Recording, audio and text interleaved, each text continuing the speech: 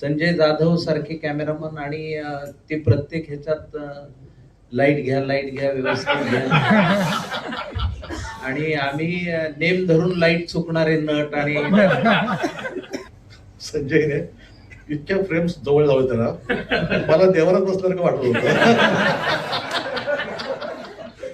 पण की सध्या ज्या पद्धतीने या तिघांवर तू दिसलायस ना, I am proud of you. ते इंग्लिश खूप होतात आणि मला खूप भारावलेपणाची गोष्ट होती. मी खूप घाबरलेले आणि या तिघांसोबतच माझा पहिला सीन होता आणि मला खूप भीती होती की मी चुकले, माझ्यामुळे रिटेक झाला, परत करावं लागलं, कोणी चिडलं, अंकुश सर जर चिडले किती वेळा करते, येत नाही का, पुन्हा आपले संजय दादा बेबी चिन डाऊन लाईट, ह्याची सवयच नाही ना मला कधी. सो मी ह्या सगळ्या गोष्टी शिकत होते, पण इतकं खेळीमेळी. आणि आय थिंक खूप जोरदार टाळ्या अशोक सराफ यांच्यासाठी सुद्धा झाल्या पाहिजे.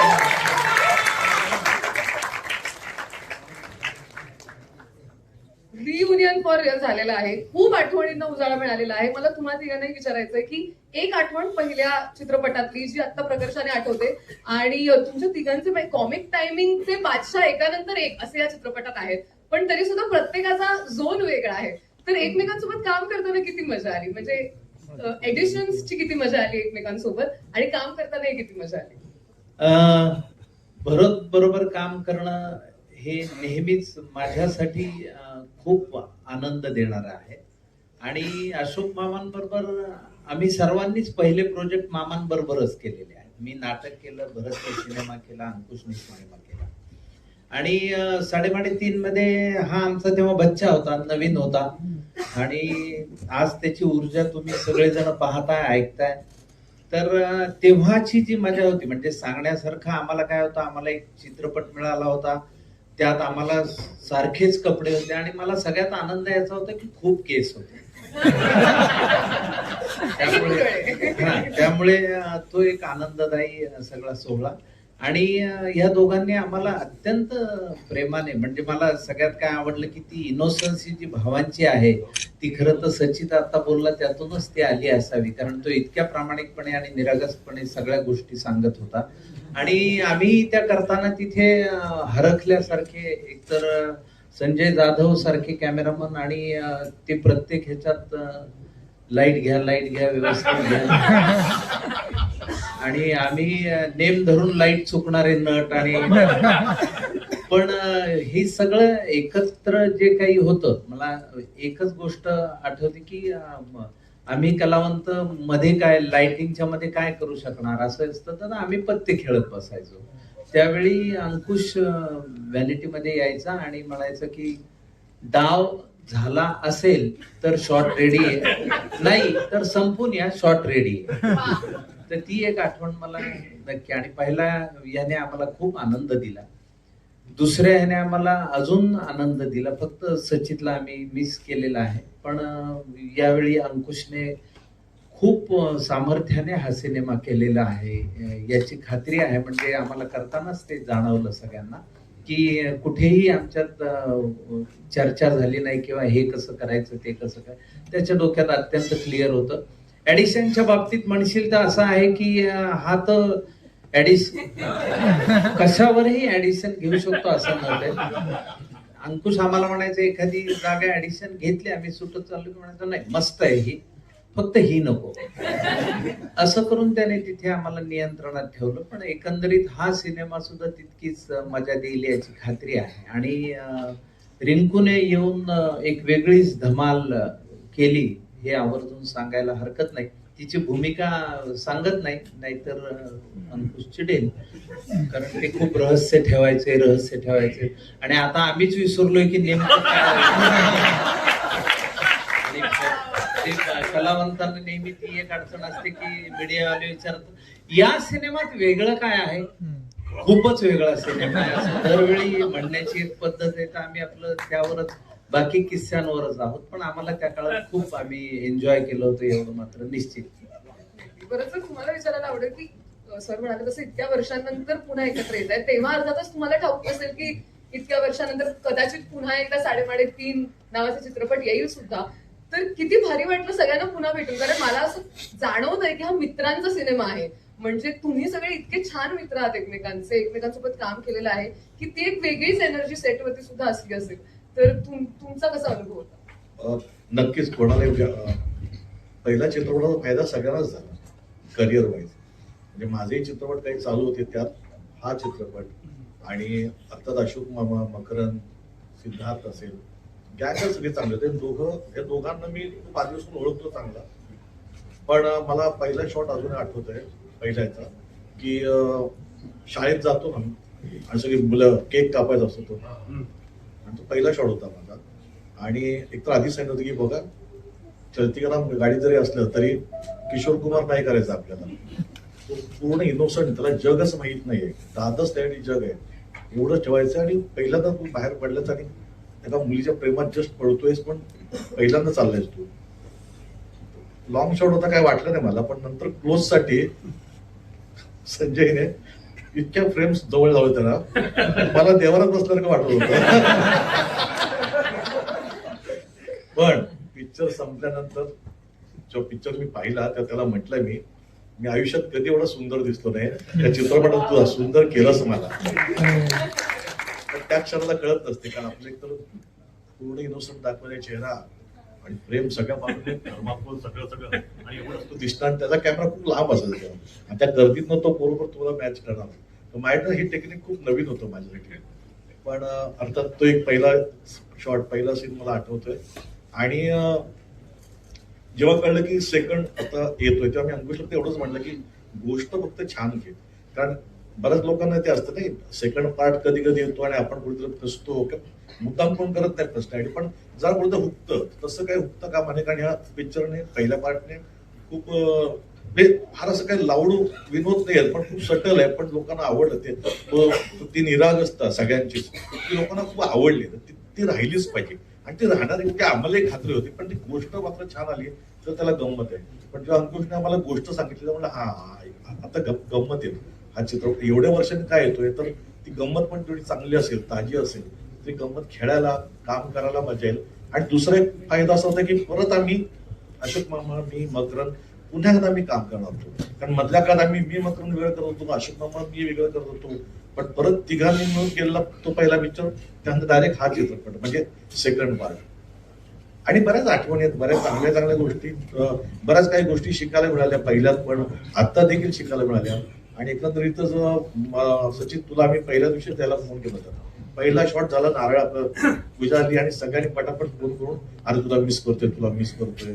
आणि तो विचार त्या शूटिंग मध्ये त्यात अरे हो रे मला पण ते अडकलोय मी. पण तुझ्या शुभेच्छा होत्याच, पण अंकुशने पण शिवधनुष्य म्हणे चांगलं उचललं, चांगलं पेललं.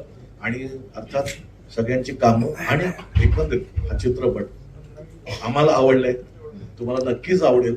तुमच्या माध्यमातून लोकांपर्यंत पोहोचवा.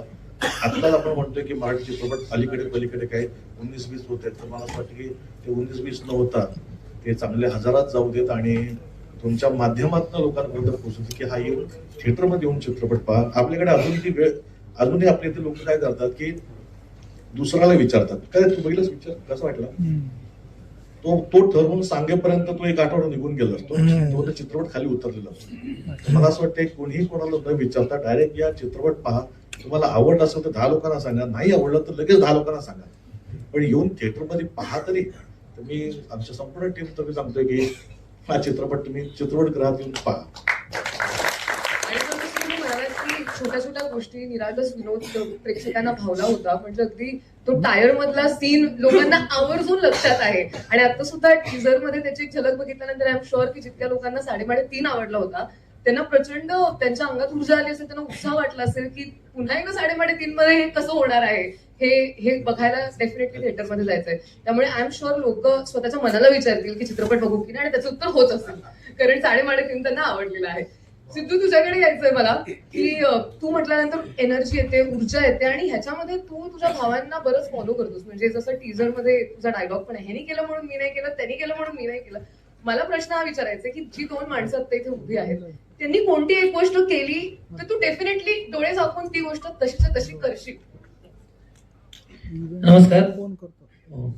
या प्रश्नाचं उत्तर देतो, पण माझ्यासाठी साडेतीन आणि पुन्हा एकदा साडेतीन ही खूप नॉस्टॅल्जिक गोष्ट आहे. कारण मी आणि कुशल बद्रिके, मी भरत सरांबरोबर काम केलेलं, मी मकरंद सरांबरोबर काम केलेलं, पण माझं हे ड्रीम कम ट्रू होतं जे मला महाराष्ट्र भूषण पद्मश्री अशोक सराफ सरांबरोबर काम करायची संधी मिळणार होती. आणि माझं स्वप्न होतं की स्वर्गीय लक्ष्मीकांत बेर्डे सरांबरोबर काहीतरी काम करायची संधी मिळेल का. आणि 3.5 मध्ये अशोक सराफ सर, भरत सर आणि मकरंद सर एकत्र असणार होते, तेव्हा ही संधी कोणी सोडणार नव्हतं. आणि त्यात मला पूर्ण सपोर्ट केला होता भरत सरांनी. सिद्ध्या, तू करायचा पिक्चर सिद्ध्या. आणि मला खूप बरं वाटलं होतं की अंकुशदानी मला त्या सिनेमात तसा प्लेस केला होता. म्हणजे सचिनदा अंकुशदा सांगायचे, मी काही नाही, तुम्ही 3.5 जर पाहिलात तर ह्या तिघांचा सीन चाललाय तर मागे कुठेतरी मी गाडी धुतोय, पण मला ना ते मला प्राऊड फील व्हायचं की ह्या तिघांबरोबर एका फ्रेम मध्ये कुठेतरी मागे तरी आहे. आणि अमित फाळके दादाचे विशेष आभार, कारण एकदा घरी भेटलो होतो त्याच्या मी सगळे. आणि तेव्हा अमितदा म्हणाला होतं की सिद्ध्या, ज्या पद्धतीने या तिघांबरोबर तू दिसलायस ना, I am proud of you. ते इंग्लिश खूप होतात आणि मला खूप भारावलेपणाची गोष्ट होती की ना, की येस, माझं काहीतरी छोटं मोठं जे काही काम झालं ते त्या सिनेमात खूप छान झालंय.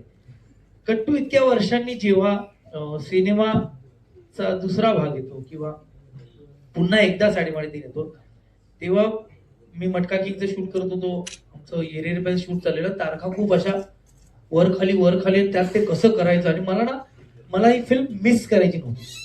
मला हे 3 जे आपल्या मराठी इंडस्ट्रीतले हे गोल्ड, हे सोनं आहे. ह्या सोन्यांबरोबर पुन्हा एकदा ती मुवमेंट ते कशा तरी डेट ऍडजस्ट झाल्या होत्या. आणि मी माझ्यासाठी एक माणूस खूप आहे ज्याची मी खूप बोलतो. मी भरत सरांना सांगितलं, भरत सर काय करू. मला भरत सरांनी पुन्हा तीच गोष्ट सांगितली, सिद्ध्या पिक्चर सोडू नको, तू काही कर. आणि यावेळेला मला अंकुशाचं कौतुक करायचंय वेगळ्या पद्धतीने की सिद्ध्या आपलाय. यावेळेला बाकायदा ते त्यांना नरेशन दिलं. मला गरज नाही माझ्यासाठी नरेशनची की आपण करूया, नाही तू सिनेमा आहे, तुझा एक पर्स्पेक्टिव्ह मिळेल. मला वाटतं की ना, आता पुन्हा एकदा 3.5 करताना जेवढे ते पहिला भाग करताना होते त्याच्यात तिप्पट ते हा भाग करताना खूप अलर्ट आहे की आपल्याला काय मांडायचंय. सेटवर गेल्यानंतर जेव्हा माझा आणि भरत सरांचा पहिला सीन झाला, डबिंगला मी डब करताना मी सरांना तेच म्हणालो की अंकुश सरांना की ह्याच्या आत्ताच आम्ही भरत सरांनी मी सकरा मंचकरण, मारुती कदम ही 2 पात्र केली. पण तो मदनदा आणि तो बबन, हे एवढं इनोसन्स ह्या दोन कलाकारांमध्ये आहे हे आम्हाला पुन्हा एकदा कळत होतं. कारण सेटवर पण अंकुश दादा हे छान आहे, जसं मकरंद सर म्हणाले, ही जागा छान आहे पण ती द्यायची ही जागा नाही, असं ते सांगायचे. पण आता कळतं की तो जो इनोसन्स आहे ना, आज त्या ह्या सिनेमाचं फ्रेशनेस काय, त्याचा साधा सोप्पा, त्या 3 भावांची गोष्ट आणि त्या भावांच्या त्या परिवारात आपण घुसणं, तर ते मात्र त्यांनी तसंच ठेवलंय. आणि ही खूप मोठी गोष्ट आहे. मी कुशलच्या वतीने पण इथे बोलतो, कारण आम्ही दोघं खूप गप्पा मारायचो की आपण भरत sir, Makarand sir, Ashok Saraf sir यांच्या पिक्चर मध्ये आहोत, त्याला कुशलला पण मिस करतोय. आणि अरुण नलावडे सर बस पाहत होते, यांचं नाव घ्यायचं होतं. तर ही खूप नॉस्टॅल्जिक गोष्ट आहे. आणि आजही हा सिनेमा यायची मीही तितकीच वाट बघतोय जितकी माझ्या वर्षाचे प्रेक्षक बघताय. धन्यवाद. आता माझ्या प्रश्नाचं उत्तर दे. येस, तुझ्या प्रश्नाचं उत्तर हे आहे की मला एकतर मकरंद अनासपुरे या माणसाचा आणि अभिनेत्याचा हजरजबाबीपणा हा मला खूप आवडतो. ते इन्स्टंट आहे. म्हणजे त्यांनी आता ऍडिशन साठी माझ्याकडे बघितलं असेल, पण विनोद इन्स्टंट केवढा असावा, पटकन, मॅगीपेक्षाही फास्ट तो असेल तो मकरंद अनासपुरे सरांचा आहे. आणि भरत जाधव सर, अंकुश चौधरी सर यांच्याबद्दल एकच गोष्ट आहे, जे मला नेहमी सांगतात, भरत सर मला कॅमेऱ्यासमोर, कॅमेरा नंतरही, स्वर्गीय विजय चव्हाण सरांनी त्यांना हात दिला, ते पुढे आले. आम्ही तुला हात दिलाय, तू पुढे आलास. जेव्हा जेव्हा वेळ मिळेल तेव्हा अशा कलाकाराला हात दे, तो पण पुढे. हे मात्र आणि हेच आहे, हा नातेपणा आहे. आणि सचिता, अंकुशदा दोन्ही, या दोघंही माझ्यावर काम करतात. माझ्या इंटर कॉलेजचे पहिले दिग्दर्शक हे सचित पाटील सर होते. आणि 3.5 अंकुश दादा. आणि जानेवारी खूप स्पेशल आहे, कारण अंकुश दादा बर्थडे आहे, त्यामुळे या जानेवारीत धमाका होणार आहे. आणि मला खूप बरं वाटतं. मला इथे राहणं, इथे असणं, ह्या फ्रेम मध्ये राहणं, ती फ्रेम माझ्यासाठी खूप महत्वाची आहे. आणि मी ती सोडली नाहीये, मी ते मनापासून करण्याचा प्रयत्न केला. धन्यवाद. आय थिंक खरंच ही फ्रेम सोडण्यासारखी नाहीच आहे. आणि मला असं वाटतं की याच निमित्ताने या फ्रेम मध्ये ज्या एका नवीन मेंबरला आपण आपलं म्हणून घेतलेलं आहे आणि जिच्या आवाजात खरं तर आपण अख्खा टीजर बघतो आणि ऐकतो सुद्धा, तिला मी आता स्टेजवरती आमंत्रित करते. आमचा प्रोड्युसर निनद बत्ती. एकदा जोरदार टाळ्या रिंकू राजगुरू.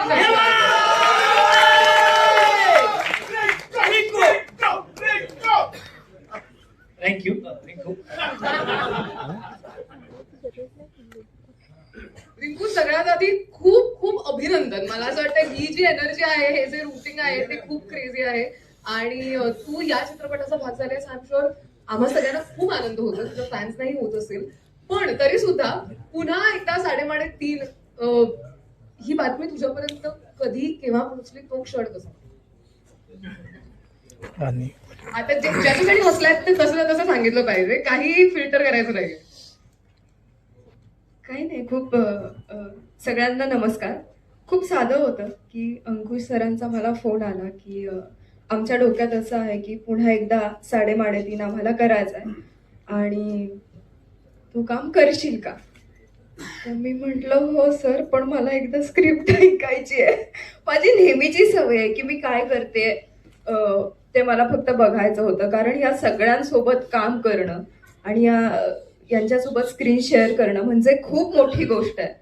आणि ते दडपण, ती भीती, ती उत्सुकता सगळंच होतं. आणि मला वाटतं की मी घरी होते अकलूजला आणि हे मुंबईत होते, तर आम्ही झूम कॉलवरती मी पूर्ण नरेशन ऐकलं आणि अख्खं नरेशन मी हसत होते. आणि तेव्हा मला असं वाटलं की हे मी करायला हवं आणि नाही म्हणण्यासारखं याच्यात कोणतीच गोष्ट नव्हती. मी म्हणते की माझं नशीब खूप चांगलं आहे की मला एका फिल्ममध्ये 3 एक्के मिळालेत काम करायला. आणि या 3 एक्क्यांबद्दल म्हणजे आपण नेहमी ऐकतो, त्यांना वेगवेगळ्या प्लॅटफॉर्म्स वरती बघतो, पण ऍट दी एंड सेटवरती जेव्हा तू जातेस आणि हे 3 एक्के तिथे असतात आणि आता तुला एक शॉट द्यायचा त्यांच्यासोबत, मला तो क्षण सांग. ऍटलीस्ट पहिला तरी शॉट तुला असं मनात धाकधूक होती? मी खूप घाबरलेले आणि ह्या तिघांसोबतच माझा पहिला सीन होता आणि मला खूप भीती होती की मी चुकले, माझ्यामुळे रिटेक झाला, परत परत करावं लागलं, कोणी चिडलं, अंकुश सर जर चिडले किती वेळा करते, येत नाही का, पुन्हा आपले संजय दादा बेबी चिन डाऊन लाईट, ह्याची सवयच नाही ना मला कधी. सो मी ह्या सगळ्या गोष्टी शिकत होते. पण इतकं खेळीमेळीचं वातावरण होतं सेटवरती, जवळपास आपण आपल्याच घरात आहोत आणि आपलंच काहीतरी करतोय असं होतं. आणि खरं तर ह्या तिघांनी मला खूप सहज त्यांच्यात सामावून घेतलं की एक वेळ अशी आली की पत्ते खेळायला मीही बसले. सो तो इतका कम्फर्ट आला आणि इतकी मजा आम्ही केली. किंवा बात आहे. म्हणजे सुरुवात झाली तिघांना पत्त्यांवरती बोलण्यापासून आणि दुसरा चित्रपट येईपर्यंत पत्त्यांची गँग वाढत गेली आय थिंक. मग फायनली शॉट दिलेस की तुम्ही पत्तेच खेळत? नाही, पहिलं काम केलं आम्ही सगळ्यांनी. मला अजून एक प्रश्न तुला विचारायचा आहे की या सगळ्यांच्या कॉमिक टायमिंगचे आपण सगळे फॅन आहोत, पण ते बघणं एक गोष्ट झाली आणि त्यांच्यासोबत तू कॉमिक टायमिंग साधणं एक गोष्ट आहे. तर हे कॉमिक टायमिंगची मजा तुला किती आली शूट करता? मजा खूप आली. कित्येकदा असं असायचं की माझे सीन नसायचे, पण ते बघण्यासाठी मी फक्त सेटवरती बसायचे. माझं असं असायचं की ठीक आहे, काही हरकत नाही, पण मी बसते आणि त्यांना बघते, मला मजा यायची. तर तेच होतं. आता ते मी कसं केलं किंवा कसं आलं मला हे नाही सांगतायत. ते माझ्याकडून करून घेतलं किंवा मी फक्त रिॲक्ट होणारी मुलगी आहे खूप जास्त गोष्टींना, तर ते तसं झालं असेल. पण पुन्हा तेच की हे सगळं करताना खूप मजा आली आणि मला खरं तर काहीच जास्त सांगता येणार नाही. मी पण एवढंच सांगते आता की 30 जानेवारीला जवळच्या सिनेमागृहात जा. ही कामिनी ह्या तिघांच्या आयुष्यात काय येते, ज्यांना मुलगी नकोय, लग्न नकोय, आणि मग तो काय धुमाकूळ होतो, काय मजा मस्ती आहे, काय राड आहे, हे सगळं तुम्हाला सिनेमागृहातच मला वाटतं कळेल आणि खूप तुम्ही हसाल, एवढी गॅरंटी मी देते.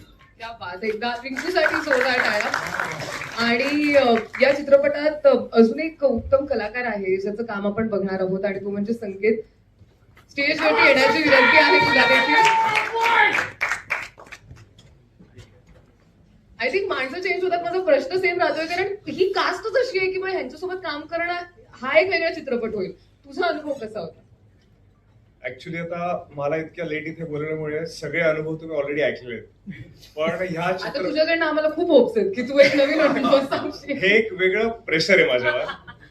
तर एक सिम्पल गोष्ट सांगेल की ऑलरेडी माझं शूट चालू होतं सिरियलचं, आणि एक दिवस अचानक मला एक मेसेज आला, हाय कसा आहेस.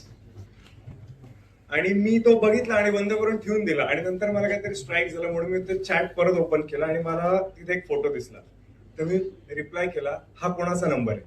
आणि समोरून मेसेज आला, अंकुश चौधरी. कारण माझ्याकडे त्यांचा नंबर नव्हता. आणि तिथून खरं तर कॉन्व्हर्सेशनला सुरुवात झाली.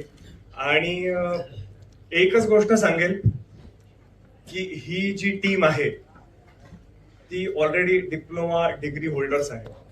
मी बरेच वर्ष आता काम करत आलेलो आहे, तरी पण जेव्हा हा पिक्चर यांच्या बरोबर मी शूट करायला सुरुवात केली तेव्हा मला असं वाटलं की मी अजूनही केजीतच आहे.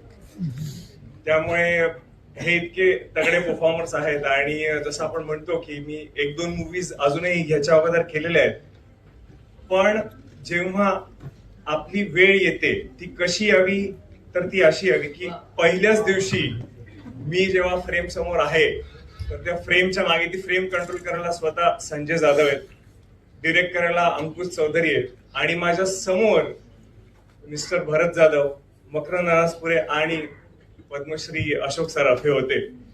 माझ्या मते याहून चांगली सुरुवात आयुष्यात कोणालाही मिळू शकत नाही जी मला मिळाली. डेफिनेटली एकदा जोरदार टाळ्या थँक्यू सो मच. संकेतसाठी.